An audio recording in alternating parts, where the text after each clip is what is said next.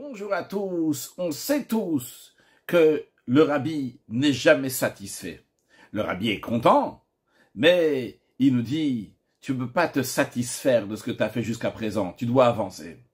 Maintenant, dans avancer même, il peut y avoir que quelqu'un il avance, mais il reste toujours dans le même contexte. Dans ce contexte-là, il avance.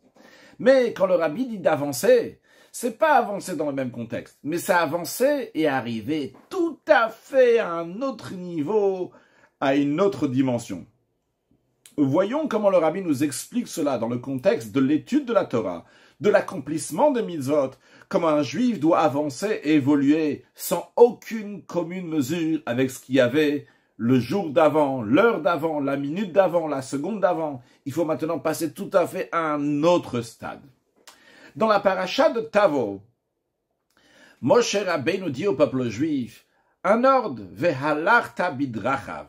Tu vas aller dans les voies de Dieu, tu vas suivre les voies de Dieu. Le Rambam, lorsqu'il compte les 613 commandements, il compte dans les 613 commandements la mitzvah de vehalarta bidrachav, d'aller dans les voies de Dieu. En quoi s'exprime d'aller dans les voies de Dieu? Le Rambam dit tout d'abord de manière générale, c'est de ressembler à Dieu comme on le peut. C'est-à-dire de se comporter dans le comportement de Dieu.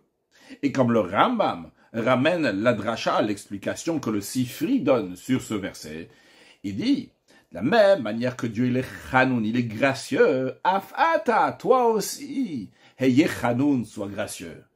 De la même manière que Akadosh Baruch Hu, il est rachoum, il est miséricordieux. De la même manière, afata, toi aussi, sois rachoum, miséricordieux. De la même manière que Dieu, il est chassid, il est pieux. Afata yechassid, toi aussi, sois pieux, toi aussi, fais de la bonté. Bien. Le rabbi demande la question suivante. Le Rambam, avant d'avoir écrit son livre Mishneh Torah, il a écrit un livre des mitzvot. Avant d'écrire le livre des mitzvot, 613 commandements, le Rambam a écrit les shorashim, qui sont donc des klalim, des règles. Il y a 14 règles. Comment compter les mitzvot? Parce qu'on sait qu'il y a 613 commandements, mais quels sont ces 613 commandements? Ça, il n'y a pas écrit noir sur blanc. Il y a différentes opinions. Et avant le Rambam, le Baal HaLachot Gdolot, d'autres ont compté les 613 mitzvot, mais ce n'était pas au goût du Rambam.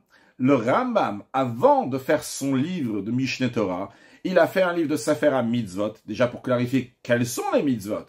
Et avant cela, avant d'écrire le livre, il a dit voilà les règles, comment on compte les mitzvot, quand est-ce qu'on compte une mitzvah, quand est-ce qu'une mitzvah n'est pas comptée. Et entre autres là-bas, le Rambam dit que quand c'est un tzivui kolel, une règle, un ordre qui englobe beaucoup de choses, qui n'est pas spécifique à quelque chose, comme par exemple, être rokotai tishmo, vous allez garder mes commandements. C'est très général, on ne s'arrête pas ici sur le commandement de mettre les tefillin, de manger kasher, de faire le Shabbat. C'est garder les commandements de Dieu. Ou bien comme par exemple, kdoshim tiyu, vous allez être saint. Il n'y a pas ici quelque chose de spécifique. Le Rambam dit quand c'est un tzivui kolel, un ordre général, ça ne rentre pas dans les 613 commandements. Parce qu'on n'est pas en train de dire quelque chose de particulier, ça englobe toute la Torah. Alors le rabbi demande, un instant, vehalarta bidrachav, vous allez aller, tu vas aller dans les voies de Dieu. Ce que Moshe Rabbeinu est en train de dire au peuple juif dans la paracha de Kitavo, c'est aussi un ordre qui est général. C'est vrai qu'il y a les détails de cette mitzvah, quand le Rambam détaille, il donne des exemples comment se comporter comme Dieu. Il dit d'être gracieux, d'être miséricordieux, d'être chassid. Et ça rentre dans la mitzvah de ve'ahavta l'ereacha kamocha. Tu aimeras ton prochain comme toi-même, parce que c'est gimilut chasad, il faire du chesed. Mais quand même, le rabbi dit, ve'halarta bidrach avant soi-même. Tu vas aller dans les voies de Dieu. Et le Rambam ne dit pas juste ces détails-là. Il dit que c'est une notion générale. Leidamot boita lekefia yicholet, de ressembler à Dieu. Comme tu le peux, à chaque fois que tu peux ressembler à Dieu. Qu'est-ce que ça veut dire ressembler à Dieu à chaque fois que tu peux? Eh bien, c'est faire toutes les mitzvot. Tu ressembles à Dieu parce que Dieu, lui-même, il accomplit tous les mitzvot, nos sages disent. Donc quand on te dit vehalarta bidrachav, d'aller dans les voies de Dieu, on est en train de te dire ici, fais toutes les mitzvot. Alors si vehalarta bidrachav, aller dans les voies de Dieu, ça inclut de ressembler à Dieu, donc ça inclut tous les mitzvot. Comment ça se fait que le Rambam compte Vehalach Tabidrachav parmi les 613 commandements? Ça nous oblige à dire que quand la Torah dit Vehalach Tabidrachav, tu vas aller dans les voies de Dieu, il y a ici un certain détail, un certain point que la Torah est en train de te dire qui n'existe pas dans les autres ordres. Et vu que c'est un chidouche, il y a une nouveauté dans Vehalach Tabidrachav, tu vas aller dans les voies de Dieu. C'est la raison pour laquelle que c'est compté dans les 613 commandements. Prenons l'exemple de Va'avatem et Hashem Elokarem, vous allez servir l'Éternel votre Dieu. C'est un commandement qui est très général, servir Dieu. Malgré cela, c'est compté dans les 613 commandements. Pourquoi? Parce que dans Va'avatem et Hashem Elokarem, vous allez servir Dieu, bien que ça englobe tout le service de Dieu. Mais il y a une mitzvah particulière qu'on apprend de la Avodat Hashem, du service de Dieu, qui est la mitzvah de faire la prière. Vu qu'il y a un détail dans cette mitzvah-là qu'on apprend de ce verset, c'est la raison pour laquelle c'est compté dans la mitzvot. Bien que Va'avatem, c'est quelque chose de général, servir Dieu, mais il y a le service de la tfila. Donc, c'est compté dans les 613 commandements. Le rabbi nous dit, on est obligé de dire, c'est-à-dire, avant que le rabbi explique, il nous dit déjà l'idée générale, il nous dit, on est obligé de dire, il n'y a pas de doute sur ça, que c'est le Rambam, il compte Vehalach Tabidrachav, parmi les 613 commandements, c'est qu'il y a une mitzvah particulière ici dans Vehalach Tabidrachav. En plus du fait qu'il faut ressembler à Kadosh Baruch Hu, faire tous les mitzvot, mais il y a ici quelque chose de spécifique que la Torah est en train de te dire de faire. Alors le rabbi va nous donner la réponse dans le sens profond des choses. Qu'est-ce que la Torah veut nous dire? Que c'est une mitzvah, un ordre de Vehalach Tabidrachav d'aller dans les voies de Dieu. Quel est le chidouche? Quelle est la particularité qu'on n'a pas déjà dans les autres mitzvot? Et pour ça, il y a un commandement spécial qui te dit Vehalach Tabidrachav, va dans les voies de Dieu. Eh bien, le rabbi donne la réponse dans le sens profond. Vehalarta, quand on te dit tu vas aller, c'est que l'accomplissement des mitzvot doit être de manière que tu vas avancer. En hébreu, halicha, aller, tu dois pas rester au même stade que tu étais en faisant une mitzvah. C'est-à-dire, il peut y avoir une situation que quelqu'un accomplit les mitzvot, il fait la volonté de Dieu. Malgré cela, il reste dans la même situation qu'il était avant d'avoir accompli la mitzvah, la volonté de Dieu. Et justement, la Torah dit non. C'est pas comme ça qu'il faut accomplir une mitzvah. La mitzvah, tu dois l'accomplir. Vehalachta. Tu dois faire une mitzvah de manière que tu vas devenir un holer. Tu vas devenir quelqu'un qui avance, quelqu'un qui reste pas au même stade. Ce qu'on va expliquer dans la suite de la sikha, qu'est-ce que ça veut dire avancer? Qu'est-ce qu'on veut dire en avançant? Tu vas sortir de ta situation précédente et arriver à un niveau qui est plus haut. Et comment un juif peut réussir que Vehalachta? Comment un juif peut arriver à avancer, ne pas rester dans le même stade? C'est lorsque Bidrachav, lorsqu'il fait une mitzvah, parce que la mitzvah, c'est Darko shel HaKadosh Baruch Hu, c'est la voix de Dieu. Il fait cette mitzvah-là, pourquoi? Leidamod boitale, pour ressembler à Kadosh Baruch Hu, comme le Rambam dit sur la mitzvah Vehalachta Bidrachav, de ressembler à Kadosh Baruch Hu. Alors si tu fais la mitzvah parce que c'est Drachav, c'est la voix de Dieu, à ce moment-là, il y avait Halachta, à ce moment-là, tu peux avancer. À ce moment-là, la mitzvah a un impact sur toi et fait que Halachta, tu vas avancer. C'est-à-dire, bien que un juif, lorsqu'il accomplit une mitzvah, quoi qu'il arrive, quelle que soit son intention, quelle que soit la manière qu'il a fait, c'est sûr et certain que la mitzvah fait un raffinement dans la personne. Quand il accomplit la mitzvah, lui-même, il a un raffinement, quelle que soit la manière qu'il a accompli. Même s'il fait pas la mitzvah dans l'esprit de Vehalachta Bidrachav, il est en train de faire ça parce que Dieu, il a demandé. À tel point que même quelqu'un qui a accompli une mitzvah chez l'olishma, pas pour la mitzvah elle-même, eh bien, la mitzvah quand même va avoir un impact sur lui. Et évidemment, qu'à chaque fois qu'il y a un impact, un raffinement, ça fait qu'il bouge, qu'il avance de sa situation précédente. Mais le rabbi dit ça, c'est behelem, c'est caché. Quand on te dit ici vehalachta, que tu vas aller, c'est-à-dire que tu dois accomplir la mitzvah de manière qu'on va ressentir, de manière dévoilée, que la mitzvah amène à vehalachta, à avancer, aller encore plus loin. Alors, qu'est-ce que ça veut dire? Ok, le rabbi nous a expliqué qu'il y a un chidouche, une nouveauté ici. On n'est pas juste en train de te dire, va dans les voies de Dieu, fais la Torah et les mitzvot. On est en train de te dire ici, tu fais une mitzvah de manière que vehalachta, de manière que tu vas avancer, de manière que tu vas pas rester dans la situation précédente. Comment ça par les voies d'Akadosh Baruch Hu? Mais qu'est-ce que ça veut dire avancer, ne pas rester dans la situation précédente? Eh bien, il y a un verset dans le prophète Zecharia que Dieu lui dit je vais te donner accès, mais Mahalachim c'est dans le langage de Halicha, je vais te donner la possibilité d'avancer parmi tous ceux qui se tiennent ici. Dans la Chassidoute, ce verset est expliqué qu'il y a des anges qui se tiennent, qui sont debout. Il y a aussi les Neshamot, les âmes du peuple juif, avant qu'elles descendent dans ce monde, qui sont appelées Omdim, qui se tiennent. Et il y a les Neshamot, les âmes du peuple juif, une fois qu'ils sont descendus ici-bas. Mais quand ils sont descendus ici-bas, par le fait qu'un juif va étudier la Torah, par le fait que le juif va accomplir les commandements de Dieu, par cela le juif devient un mehaler, qui fait partie des mehalchim, de ceux qui avancent. Il ne reste pas debout. La Neshama, avant qu'elle descende ici-bas, les anges, quand ils sont là-haut, ils sont debout. Ils restent à la même place.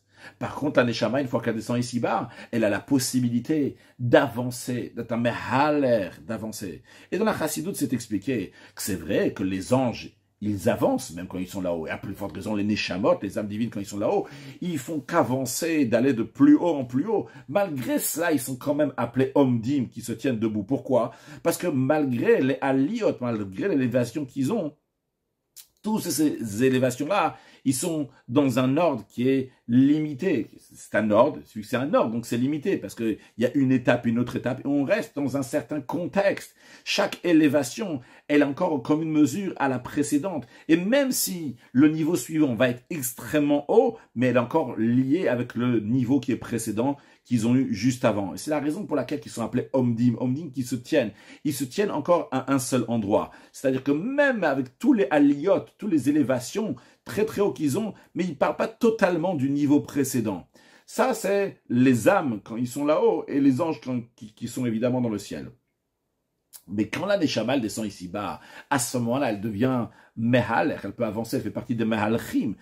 C'est les élévations qui ne sont pas d'ordre, ils n'ont pas de limite. Quand ils arrivent à un niveau qui est plus haut, ils sont déjà détachés totalement du niveau précédent dans lequel ils étaient. Juste une parenthèse, ailleurs, c'est donné un exemple dans la Chassidoute, on dit que Rabbi Zeira, qui habitait à Bavel, à Babylone, dans lequel il y a eu le Talmud de Bavli, quand il est parti en Eretz Israël, il a jeûné 100 jeûnes pour oublier le Talmud de Babylone. Dans la Chassidoute, c'est expliqué. La raison pourquoi il voulait oublier le Talmud de Babylone, c'est pas oublier le texte du Talmud de Babylone, mais c'était oublier la manière d'étudier qu'il y avait à Babylone, qui était d'une manière galoutite, d'exil, comme on étudiait à Babylone, avec beaucoup de questions avant enfin d'arriver aux réponses, qu'on tâtonne dans l'obscurité pour enfin arriver à une ouverture, à une réponse, à une conclusion, tandis que dans le Talmud Yerushalmi, le Talmud qui était enseigné en Eretz Israël, on allait plus directement au but. Et Rabbi Zeira ne pouvait pas rester avec le niveau précédent de Talmud Bavli. Il voulait arriver maintenant à aller en Eretz Israël et étudier d'une autre manière, donc il avait besoin d'oublier totalement le niveau précédent. Donc ce n'était pas juste approfondir dans un contexte qui existe déjà, mais complètement changer de manière de réfléchir. C'est juste un exemple parmi d'autres pour expliquer la différence quand on peut monter de niveau, mais on reste toujours dans le même contexte. Je ne sais pas si c'est un bon exemple ou pas qu'on peut rajouter, quelqu'un qui reste toujours un élève. Il est un élève, encore un élève. Il peut monter de classe, mais il est encore un élève. Il n'est pas passé de l'autre côté professeur. Il est encore dans le contexte d'élève. Il peut être un élève après 50 ans, mais c'est encore un élève. Il reste dans un certain contexte. Donc il y a ici des agbalot. C'est vrai que tu es monté d'un niveau plus haut, mais finalement c'est encore lié avec le niveau qui est précédent. Par contre, quand on est en train de parler ici d'un niveau qui n'a aucune commune mesure, c'est qu'on te déconnecte tout à fait de ce qu'il y avait avant, comme Rabbi Zeira, qui est passé complètement de Talmud Bavli à Talmud Yerushalmi, mais tout à fait une autre manière d'étudier. C'est juste pour une idée, donc détaché totalement de ce qu'il y avait avant. Continuons ce que le Rabbi dit dans la Sira. De là, on comprend qu'on dit Ve'halarta bidrachav, tu vas aller dans les voies de Dieu. Ce qu'on est en train de dire ici, c'est que ton accomplissement des mitzvot va être d'une telle manière que tu vas t'élever à travers les mitzvot de manière tout à fait illimitée. Tu vas passer du gvoul, des limites, à bli gvoul. Il n'y a pas de limite. À ce moment-là, tu es un mehaler. À ce moment-là, tu as avancé. À ce moment-là, tu es allé quelque part à un niveau qui est plus haut. Parce que si tu avances, mais tu es encore dans le contexte précédent, tu ne t'es pas détaché du contexte précédent, eh bien, tu n'es pas un mehaler. Tu n'es pas en train d'avancer. Tu es un omed. Tu te tiens au même endroit. Vrai. Il y a une certaine alia, une élévation qui s'est passée, mais ce n'est pas une vraie élévation. L'élévation, elle est liée avec le précédent. Quand est-ce qu'on appelait un mehaler qui est en train d'avancer? C'est quand il avance de manière qui est détachée tout à fait du niveau précédent dans lequel il était. Il passe de limite à ce qui est illimité. Mais là, il y a une question qui se pose. On est des créatures. Toute créature, elle est limitée. Dans ces cas-là, premièrement, comment est-ce possible qu'un être humain qui est limité par son travail, son service de Dieu en effet, mais c'est son propre service, c'est son travail à lui, comment il peut arriver à l'illimité? On est des êtres humains. Si on est des êtres humains, on est limité. Notre travail ne peut pas nous donner accès à quelque chose qui est illimité. Deuxième question, si un être humain va, oui, réussir à arriver à l'illimité, quelle que soit la manière, mais il va réussir. Dans ces cas-là, comment il peut rester encore limité? Il devrait plus pouvoir rester limité. Il devrait plus rester une créature. Une créature, c'est limité. Maintenant, son travail l'a amené à l'illimité. Et dans ces cas-là, il devrait plus rester une créature. Ça, c'est les deux questions qu'il y a. Eh bien, justement, suite à la question qu'on a quand on réalise de Vehalarta, tu vas avancer de manière illimitée, tu te dis, mais à l'instant, le travail d'être d'un être humain va amener à l'illimité, et si je vais arriver à l'illimité, je vais rester encore un être humain, comment est-ce possible? Eh bien, on te dit, comment c'est possible? Parce que c'est bidrachav, parce que c'est les voies de Dieu. Il faut s'attacher à la voie de Dieu par l'accomplissement des mitzvot, parce que c'est la voie de Dieu. Et si tu vas t'attacher à Dieu, parce que c'est mitzvot, à ce moment-là, vu que tu es attaché à Dieu. Et Dieu, il est ce qu'on appelle nimna nimnaot, empêcher les empêchements, c'est-à-dire que Dieu, il peut tout faire, même des choses qui sont impossibles. Dieu, il est nosé hoprim, il peut porter des choses contradictoires, différentes couleurs, différents avis, la bonté, la rigueur, le blanc, le noir, tout ce qui peut avoir l'air contradictoire dans notre esprit, tout peut se trouver chez Dieu et au même moment et au même instant, parce que Dieu n'est pas limité ni dans l'espace, ni dans l'espace, il n'y a pas tout ça. On parle ici de Hatzmut, de l'essence d'Akadosh Baruch Hu. Alors, lorsque tu fais les mitzvot, parce que c'est Drachav, c'est les voies de Dieu, les voies de l'essence de Dieu, à ce moment-là, tu as la possibilité de rattacher le limité, l'être humain, avec l'illimité, avec le service de Dieu. Donc, c'est la réponse à deux questions. Ce qui peut se faire lorsqu'on se rattache avec l'essence de Dieu, premièrement, c'est vrai que nous avons un travail qui est limité. Nous sommes des êtres humains, nous sommes limités, donc notre travail est limité. Mais vu qu'on s'attache à Drachav, aux voies de l'essence de Dieu qui peut tout faire, eh bien, il y a la possibilité que par un travail d'un être humain qui est limité, on va arriver à l'illimité. Pourquoi? Parce que c'est la force de Dieu. Ça répond aussi à la deuxième question. Vu que Dieu, il peut tout faire, il peut faire que malgré le fait que maintenant on s'est rattaché à l'illimité, on a fait un travail qui nous a complètement dépassé, on a fait une mitzvah parce que c'était les voies d'Akadosh Baruch Hu, et maintenant on est arrivé à l'illimité, malgré ça on va rester encore une créature qui est limitée. Bien, donc le Rabbi a répondu à toutes les questions qu'on avait jusqu'à présent. La question, c'est quoi la mitzvah de Vehalarta bidrachav, d'aller dans les voies de Dieu? On est en train de te dire ici, sors complètement de tes barrières. Va dans l'illimité. Après, le Rabbi a demandé dans ces cas-là, comment c'est possible de rester un être humain et premièrement, comment on peut arriver à ce travail-là de illimité alors qu'on est limité? Comment on peut rester encore un être humain qui est limité? Le Rabbi a dit parce que c'est Drachav, c'est les voies d'Akadosh Baruch Hu, l'essence de Dieu. L'essence de Dieu, il peut rattacher le limité avec l'illimité.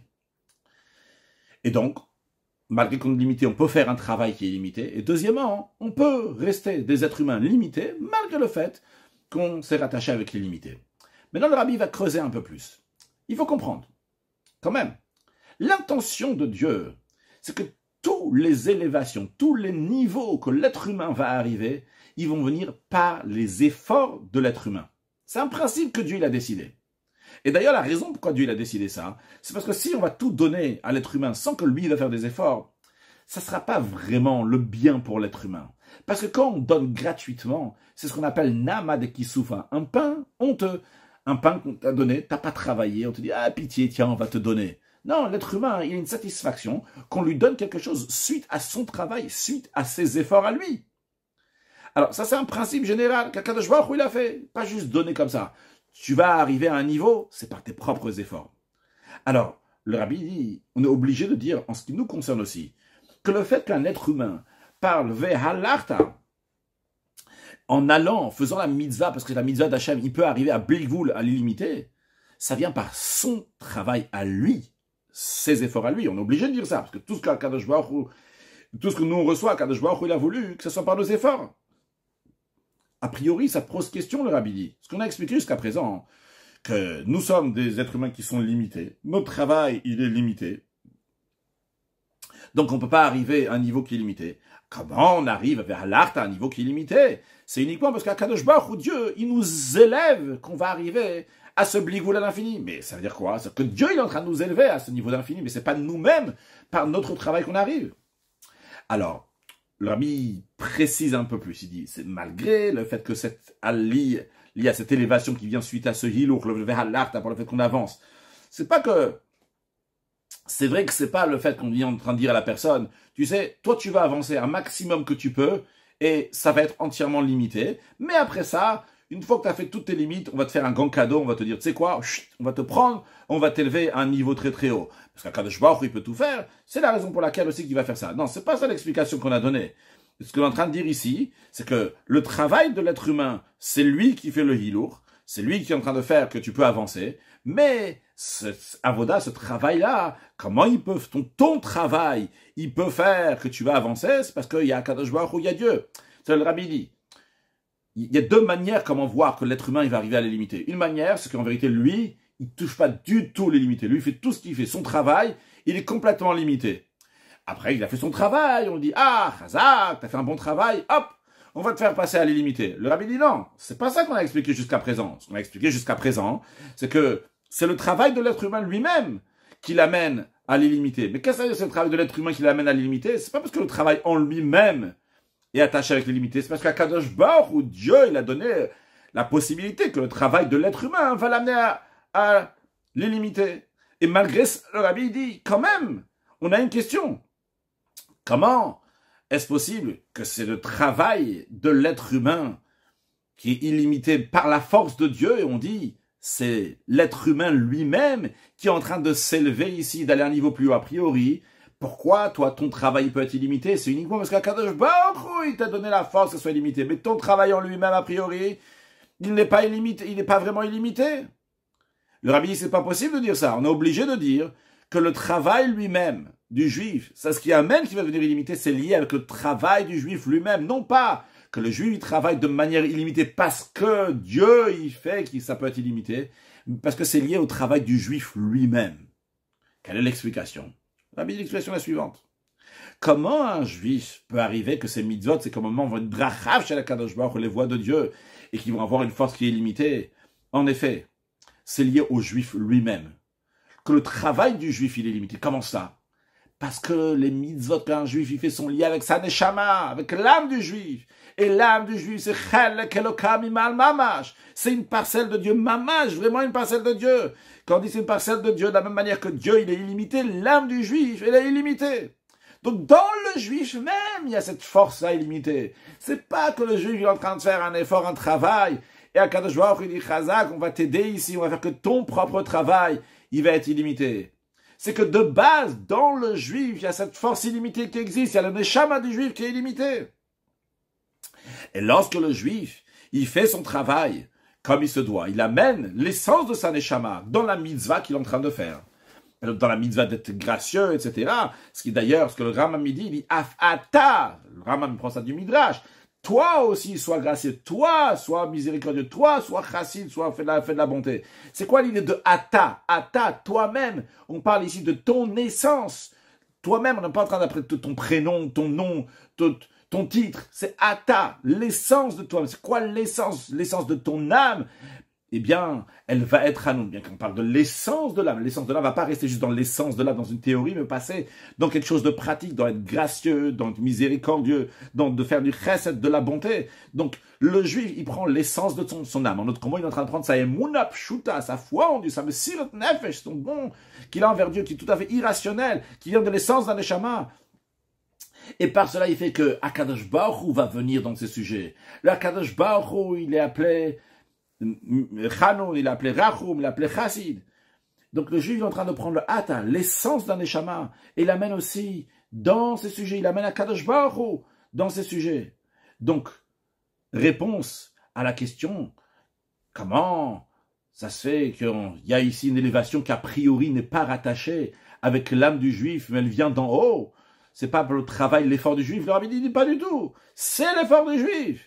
Ce hilour, le fait qu'il peut avancer de manière illimitée dans l'accomplissement des mitzvot, ça vient par son propre travail. Ça vient par le fait qu'il a travaillé avec ses outils à lui, la neshama, que Dieu a donné cette neshama, qui est un chelek elokam imal, qui est une parcelle de Dieu, qui va s'exprimer, qui va faire une mitzvah, qui va être de manière illimitée. Donc ça nous explique le premier point que nous avons dit, c'est-à-dire, on a parlé de deux points tout à l'heure. On a parlé le fait que Un juif, il est limité, c'est un être humain, malgré que c'est un être humain, il va toucher du blick ou quelque chose qui est infini. Sur ça, on a demandé la question, a priori, c'est pas par ses propres efforts. On a dit non, pas du tout. C'est ses efforts à lui, c'est la neshama. Mais il y avait un deuxième point qu'on avait parlé aussi, que même après que le juif atteint le blick ou l'illimité, quand même, il reste une créature. Il reste quand même un être humain. Le rabbi dit, ce deuxième point aussi, il doit être lié avec le juif lui-même, non pas par une force qui vient d'extérieur, si on peut s'exprimer de telle manière, l'essence d'Akadosh Baruch Hu qui fait que tu sais, oui, c'est vrai, t'es un être humain, t'es limité, mais Akadosh Baruch Hu, il est au-delà de tout ça. Akadosh Baruch Hu peut faire que t'es un être humain, t'es limité, quand même tu vas atteindre l'illimité. Le rabbi dit, non, basé sur ce qu'on a dit, que tous les sujets, toutes les élévations d'un juif doivent arriver par le travail de l'homme, on est obligé de dire que cette élévation-là aussi, le fait que le juif peut rester dans son existence, dans ses limites, malgré qu'il a touché illimité, il a fait les mitzvot d'Akadosh Baruch Hu de manière illimitée, ça aussi, ça vient par le travail de l'être humain. Ça vient par quelque chose qui existe déjà dans le juif même. Comment ça? Le rabbi nous dit, la vraie vitalité d'un juif vient uniquement de son âme divine. Seulement quoi, cette vitalité de l'âme divine passe à travers l'âme animale. Malgré le fait que le corps, il est matériel, limité, et que le corps, sa source, vient d'une klipa, d'une force spirituelle qui s'appelle Noga, donc qui n'est pas un niveau de sainteté qui est très haut, et donc le corps vient de ça. Et pourtant, l'âme du juif, c'est Chelek Elokam Imal Mamash, c'est une parcelle de Dieu. Non seulement que le corps ne s'annule pas par la Neshama. Dans nous, on a une Neshama qui est une parcelle de Dieu. Mais on voit que la Neshama, elle n'annule pas le corps, elle n'assent pas le corps, elle ne veut pas que le corps va exploser, bien que c'est un Chelek Elokam, c'est une parcelle de Dieu, c'est du blickvoul, c'est illimité. Non, l'âme divine n'annule pas le corps. Au contraire, qu'est-ce qu'elle fait? Elle donne la vitalité au corps. La vitalité du corps du juif, ça vient de l'âme divine. Mais, cette vitalité-là, que le corps vit de l'âme, c'est caché en soi-même. Mais par le travail de l'homme, il doit l'amener, ça va se dévoiler. De manière qu'on va ressentir que tous les membres du corps vivent de l'âme divine. De la même manière que le corps, sans parler d'âme divine, le corps, il vit de manière dévoilée, ce qu'on appelle le nefesh achiyonit, de l'âme qui fait vivre. Et en conséquence, dès que l'âme, elle veut faire une certaine action, tout de suite, les membres du corps écoutent, comme la Bourazaken dit dans le Tanya, tekef miyad blishum tsivu amir alam blishum sheyaklal, que à la seconde même, à la seconde près, dès que l'âme, elle veut quelque chose, tout de suite, les membres du corps vont écouter. Eh bien, de la même manière que c'est dans le corps, sans parler de l'âme divine, que l'âme qui fait vivre, dès qu'elle s'exprime, tout de suite, elle a un impact sur le corps. Eh bien, de la même manière aussi, ce qui devrait être chez un juif, c'est que la volonté de l'âme divine, tout de suite va s'exprimer dans le corps.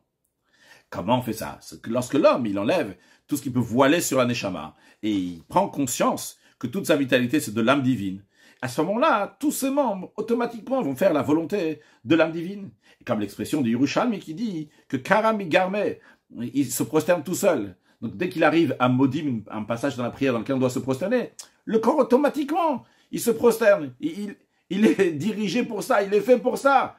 C'est quand quelqu'un est arrivé à un haut niveau, qu'il a enlevé donc tout ce qui voile sur l'âme divine, qu'à ce moment-là, c'est l'âme divine qui s'exprime. L'âme divine, elle veut faire la volonté de Dieu, automatiquement elle va la faire. Et par le fait que l'homme, il fait par son travail le lien entre la neshama, entre l'âme et le corps de manière dévoilée, que le corps qui est limité, il vit de l'âme divine. Par cela, il amène la force de Hatsu, de l'essence d'Akadosh Baruch Hu, que toutes les plus grandes élévations, ils vont être de manière de hilour, ils vont avancer, ils vont pouvoir avoir un impact sur son corps matériel et qui va avoir toutes ces élévations. Et donc, c'est en train de dire ici que c'est dans le juif même la possibilité d'avoir l'infini avec le fini. Parce que dans le juif même, il y a le nefesh elokit, l'âme divine, qui s'exprime dans le corps et qui fait vivre le corps. Encore plus que ça, le rabbi nous dit que si on travaille bien comme il faut, eh bien, quand on va réussir à faire que le nefesh elokit va s'exprimer dans le corps matériel, que la neshama va exprimer ses volontés dans le corps, de la même manière que l'âme ordinaire s'exprime dans le corps. Mais le rabbi nous dit, pas tout le monde est capable d'arriver lui-même seul à ce niveau de bitul, une annulation tellement grande que les membres du corps vont faire d'eux-mêmes la volonté de l'âme divine. Et c'est la raison pour laquelle que dans la Torah, il y a un ordre. Avant que la Torah dit Vehalachta midrachav, que tu vas aller dans tes voies, avant ça, la Torah, elle dit Ubotidbak, tu vas t'attacher, tu vas te coller à Dieu. Quand la Torah, elle dit des ordres, il y a aussi des ordres, c'est-à-dire des commandements, même l'ordre des commandements, le cèdre des commandements a aussi une importance. D'abord, la Torah dit, tu vas te coller à Dieu. Après, la Torah dit, tu vas aller dans les voies de Dieu. Alors, qu'est-ce que ça veut dire se coller à Dieu? Eh bien, le Rambam ramène du Sifré, donc du Midrash sur Bamidbar et Dvarim, qui explique donc ces mots-là, ou Botidbak, de se coller à Dieu, ça veut dire de se coller aux sages et aux élèves des sages. Qui sont les sages? Est-ce qu'on parle ici des sages, des gens qui sont très intellectuels, qui connaissent beaucoup de choses? Non. Quand on parle ici des chacham, des sages, c'est ceux qui ont un bitoul, ceux qui ont une annulation. Quel rapport entre le chacham, le sage, et l'annulation? Eh bien, le mot chorma, qui fait référence à la sagesse, est composé des mots koachma. Quelle est cette force? Tu représentes donc une annulation. La force, elle ne se prend pas pour quelque chose, elle a une annulation totale. Et donc, il s'agit ici des sages qui ont un bitoul, une annulation à Dieu, comme une merkava, comme un char. De la même manière que le char, il va uniquement où le cocher veut l'amener. De la même manière qu'une voiture va uniquement où le conducteur est en train d'amener la voiture. La voiture n'a pas de ses propres volontés. De la même manière ici, on parle des sages qui ont si grand bitoul, une annulation à Kadosh Baruch Hu, qu'eux, ils sont soumis à Kadosh Baruch Hu et automatiquement, ils font la volonté de Dieu. Maintenant, vu que cette personne-là, que de ses propres qualités, ses propres capacités, il n'arrive pas à arriver au fait que son âme divine va s'exprimer dans son corps, mais il s'attache à ces chachamim, à ces sages-là. Alors le fait que sa force vient de ces sages qui sont sa tête, eh bien par cet attachement-là, lui aussi, nidbag bishrina mamash, il est vraiment attaché à la shrina, à la présence de Dieu, et son corps devient un réceptacle pour la lumière de la neshama d'Akadosh Baruch Hu. Alors juste, avant de continuer, pour que ça soit clair, parce que des fois les choses ne sont pas claires, il y a besoin de tout dire, en des mots, c'est-à-dire qu'il faut s'attacher au rabbi. Quand un juif il est attaché au rabbi, que le rabbi il a le bitou, l'annulation totale à Kadosh Baruch Hu, eh bien à ce moment-là, le juif il a aussi, lui, des forces pour d'aller dans les voies de Dieu de manière que la neshama va s'exprimer dans son corps. Continuons ce que le rabbi est en train de dire ici. Mais le rabbi nous dit, Botidbak, c'est très très bien, c'est très important de se coller, de s'attacher aux chachamim, aux sages, aux bitoul, ceux qui ont l'annulation à Kadosh Baruch Hu. Mais c'est quelque chose de général. Ça représente de s'attacher à Dieu en s'attachant aux sages et à leurs élèves. Que par cela, donc, son corps, de manière générale, devient un réceptacle pour la divinité et il devient un pour le fait que vers Halarta, il va pouvoir avancer de manière illimitée. Mais le rabbi nous souligne, nous dit attention, mais le hilour, concrètement, le fait d'avancer concrètement, ça vient pas par le Botidbak. Le Botidbak, le fait que tu es attaché au sage, c'est ça qui fait que tu pourras amener le blivul illimité. Mais concrètement, comment tu amènes cette dimension d'illimité?